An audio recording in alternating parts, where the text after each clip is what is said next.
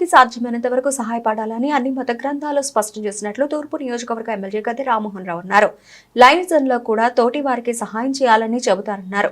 ఆయుష్ hospital ఆధ్వర్యంలో convention లో 100 మంది మహిళలకు ఉచితంగా కుట్టు మిషన్ పంపిణీ కార్యక్రమం జరిగింది. పేద మహిళలకు ఎమ్మెల్యే గద్దె రామ్మోహన్ కుట్టు మిషన్లు, చీరలు అందజేశారు. ఈ సందర్భంగా ఎమ్మెల్యే మాట్లాడుతూ తోటి వారికి సాయం చేయాలని అన్ని మత గ్రంథాలు స్పష్టంగా చెప్పాయన్నారు. ప్రతి ఇంట్లో ఒకరు ఆర్థికంగా స్థిరపడాలని రాష్ట్ర ప్రభుత్వం సంక్షేమ పథకాలను ప్రవేశపెట్టి అమలు చేస్తోందన్నారు. ప్రత్యేకంగా మహిళలు ఆర్థికంగా బలోపేతం చేసేందుకు ఇప్పటి వరకు 500కు పైగా కుట్టు మిషన్లను నియోజకవర్గ పరిధిలో మహిళలకు అందజేసినట్లు తెలిపారు. ప్రస్తుత పరిస్థితుల్లో తల్లిదండ్రులు వారి పిల్లలకు మంచి విద్యాబుద్ధులను చెప్పించాలన్నారు. విద్య వల్లే ఒక వ్యక్తి దిశ మారుతుంది అన్నారు. కుట్టు మిషన్లు అందజేసిన ఆయుష్ ఆసుపత్రికి చెందిన doctor why Ramesh Babu, Srimannarayana తదితరులను MLA Rammohan Rao సత్కరించారు. మన తెలుగుదేశం పార్టీని స్థాపించటం, మరి దాన్ని ఈ రోజున కంటిన్యూ చేస్తూ చంద్రబాబు నాయుడు గారు మరి గత కొన్ని సంవత్సరాలుగా సీఎం రిలీఫ్ ఫండ్ ద్వారా ఎంతో మంది పేదలకు సాయం చేయటం, దాన్ని స్ఫూర్తిగా తీసుకుని గద్దె రామ్మోహన్ గారు నిరంతరం మన ప్రభుత్వం ఉన్నప్పుడు సీఎం రిలీఫ్ ఫండ్ నుంచి కోట్ల రూపాయలు తీసుకొచ్చి ఏ పేద ప్రజలు కూడా ఏ ఇబ్బంది కలగకుండా మరి ఆ రోజున చెక్కులను తీసుకొచ్చి కోట్ల రూపాయలు మీకు ఇవ్వటం జరిగేది.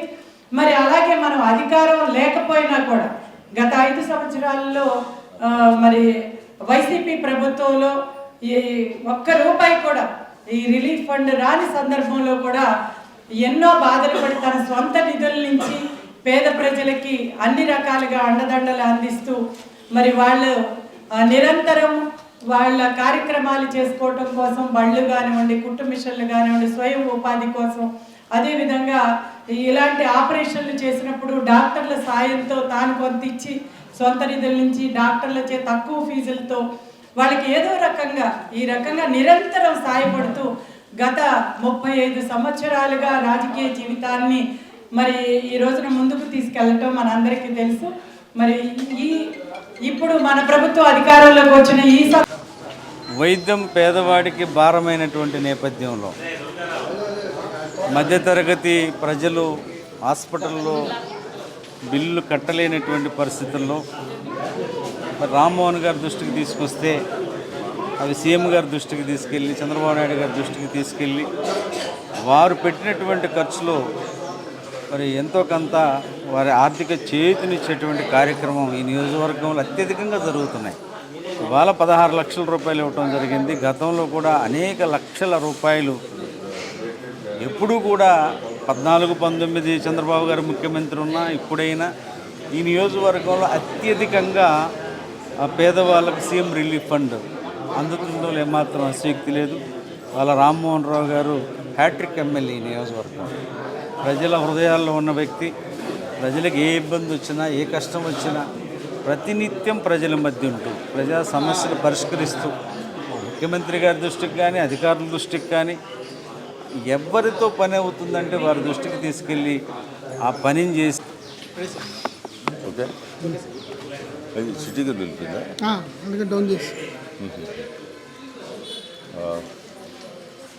ఈ ముఖ్యమంత్రి సహాయ నిధి అనే కార్యక్రమం తెలుగుదేశం పార్టీ ఒక కార్యకర్తగా నేను ఎంత గర్వపడతానంటే 1995 సంవత్సరంలో నారా చంద్రబాబు నాయుడు గారు మొట్టమొదటిగా ముఖ్యమంత్రి అయిన దగ్గర నుంచి మొదలుపెట్టిన సంక్షేమ కార్యక్రమం.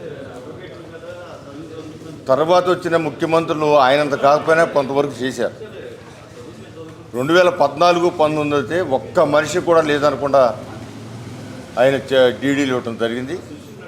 ఆఖరికి ఎలక్షను కోర్టు వస్తానుగా కూడా డీడీలు వస్తే ఆ డీడీలని క్యాష్ అవ్వకుండా ఆపేసిన దుర్మార్గుడు జగన్మోహన్ రెడ్డి గారు ఆయన ముఖ్యమంత్రి అయిన తర్వాత. మరి 5 సంవత్సరాల్లో ఆయన ఏమైనా ఇచ్చాడంటే ఆయన ఎవరికి ఇవ్వలేదు. ఒక 5-6 లేదా 10 ఇచ్చిండొచ్చు ఒక నియోజకవర్గానికి, లేదా ఒక 20 ఇచ్చిండొచ్చు. ఈరోజు చంద్రబాబు గారు ముఖ్యమంత్రి అయిన తర్వాత 5 నెలలు అంటే మొట్టమొదటి నెల 2 నెలలు అన్నీ అప్లికేషన్ పెట్టుకోవడం సరిపోద్ది.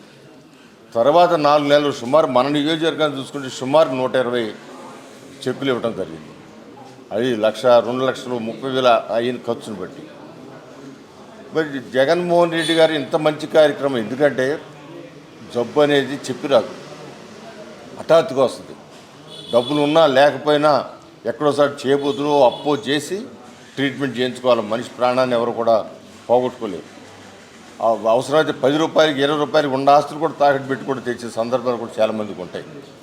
అలాంటి సందర్భంలో వాళ్ళకి ఇమ్మీడియట్గా ప్రభుత్వం ఒకటే ఆదుకోగలదు. ఒక వ్యక్తిగా ఎవరు అందరినీ ఆదుకోలేరు. ప్రభుత్వం మాత్రం అందరినీ ఆదుకునే బాధ్యత ప్రభుత్వానికి కూడా. అలా బాధ్యత తెలిసిన ముఖ్యమంత్రిగా నారా చంద్రబాబు నాయుడు గారు అడిగిన వాళ్ళకి లేదనకుండా వీలైనంత ఎక్కువ మొత్తాన్ని ఇచ్చి ఈ సీఎం రిలీఫ్ ఫండ్ అనే దానికి అర్థం చెప్పిన వ్యక్తి నారా చంద్రబాబు నాయుడు గారు. దాన్ని త్రిలోదకాలు ఇచ్చేసి అనేక మంది